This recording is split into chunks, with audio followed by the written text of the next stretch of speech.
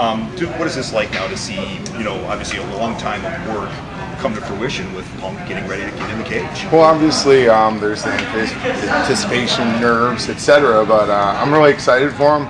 He's really committed to this dream, and I'm very passionate about his dream because he's a guy who doesn't necessarily need to do this. A lot of people get into the sport of fighting for a way out, a better life, usually monetarily. For him, this is a spiritual and a lifelong dream, which to me, I think that trumps a financial gain type of situation. He's a guy who doesn't need to do this, so he's doing it on his own accord.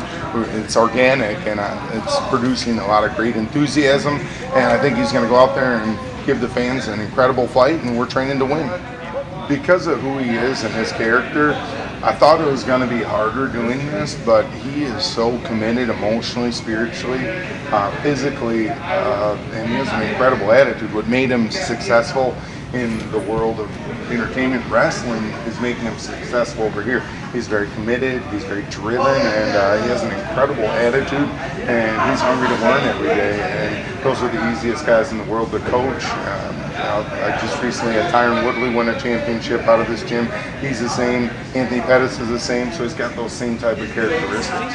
I don't think about it. When I was a fighter, people would say the worst things about me on the internet, that I didn't have a snowball's chance in heck to win. No one thought Anthony Pettis could make 146. No one thought he was even going to win. So, if you focus on criticism and you're never going to get anywhere. You got to focus on results. The results are done here, and the results are done in the arena that night, and that's what we're focusing on. I don't sit around all day and read the internet about that stuff. I love the fans and everything, but that's not what drives us. Results, results, results. Many of athletes I've trained recently, Tyron Woodley. Everyone thought he was going to get smashed by Robbie Lawler.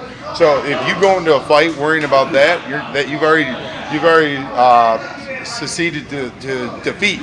And I'm a winner. These guys are all great winners with their attitudes, and that's what we focus on.